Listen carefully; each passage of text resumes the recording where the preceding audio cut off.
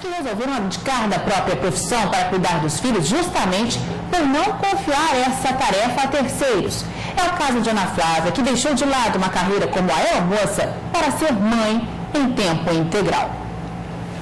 A chegada do primeiro filho fez Ana tomar uma das decisões mais difíceis da vida.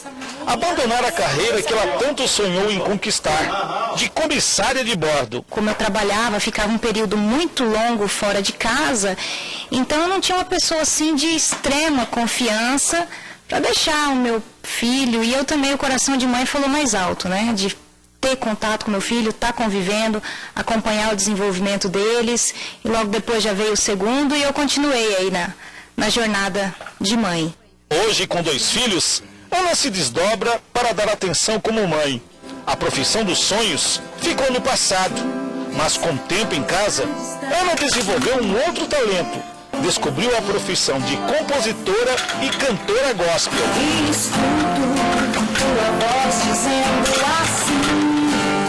Ana Flávia não se arrepende da decisão, mas sabe que a carreira dos sonhos ficou interrompida por não ter conseguido encontrar uma pessoa de confiança para deixar com os filhos em casa. Geralmente a gente vê que infelizmente acontece tantos casos, né, de babás que acabam maltratando as crianças, raras exceções. E realmente tem que ter muita confiança, sempre deixar acompanhado, e não é fácil, né?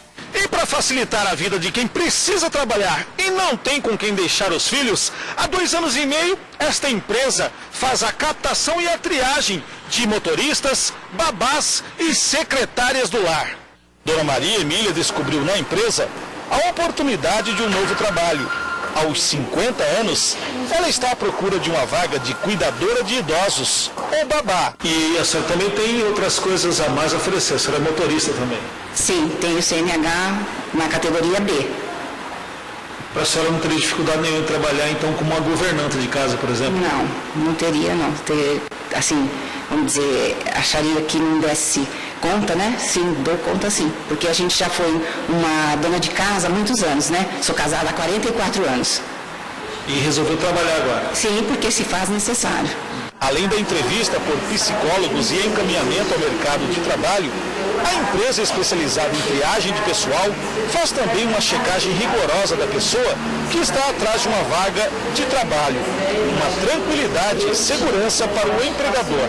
Além da captação e da seleção, nós oferecemos para o nosso cliente a checagem dos antigos empregadores, né, sempre baseado na carteira de trabalho, né, busca o CPF desse antigo empregador e fazemos a checagem de como foi a conduta dessa pessoa no período em que ela ficou nessa residência. Oferecemos ainda o Nada Consta Criminal, que é de uma base nacional do Rio de Janeiro, realmente assim, um documento de extrema segurança, né, que a gente é muito feliz por tê-lo hoje, nos assegura para estar encaminhando essas pessoas para o mercado de trabalho.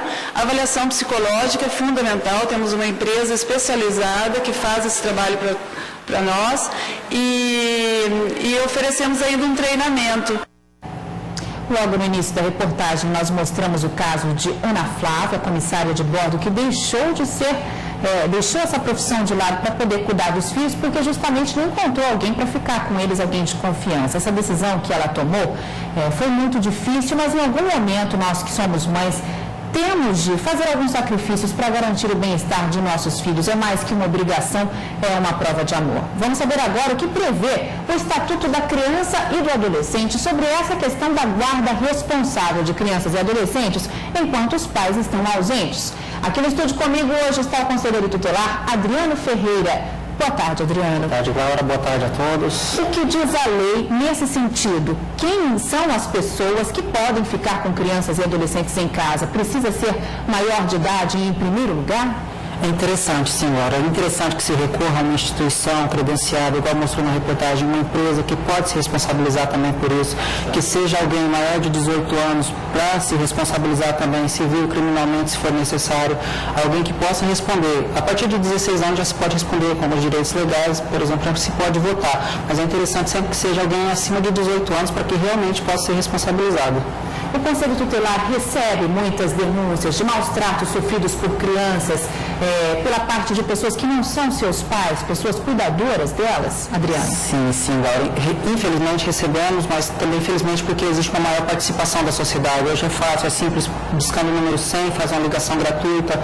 Então, vem ocorrendo cada vez mais essa notificação por meio do Conselho Tutelar com participação da sociedade. As pessoas aproveitam porque tem esse contato, proximidade com a família para abusar violência física, sexual, psicológica, uso dessa situação para acabar agredindo a criança. Falando nesse assunto, nesse fim de semana foi registrado aqui em Campo Grande o caso de uma menina de 5 anos que vinha sendo abusada pelo namorado da tia. Esse namorado de 26 anos já está preso.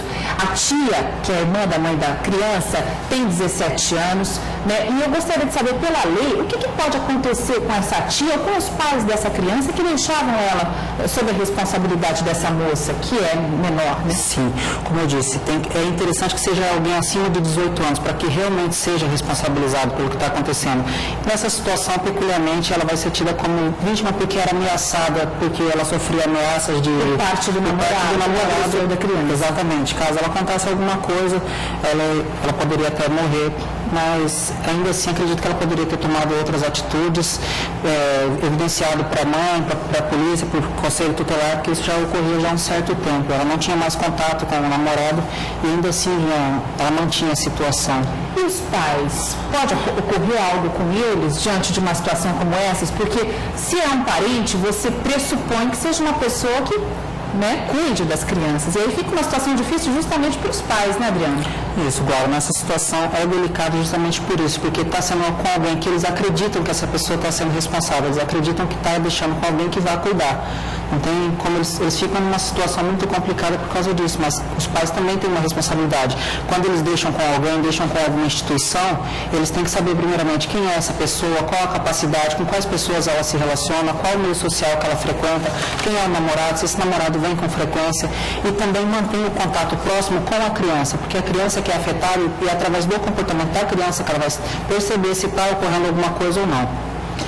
Falando sobre isso, a gente abriu o jornal de hoje com imagens do outro caso do menininho de 7 anos, né, que era torturado pelos padrinhos, inclusive o padrinho é tio dele, irmão do pai dele, né, e aí volta à tona novamente esse dilema, né. No caso ele foi praticamente abandonado pela mãe, é um caso diferenciado, né, mas o que você tem a dizer aos pais quando eles deixam os filhos com outras pessoas? Sim.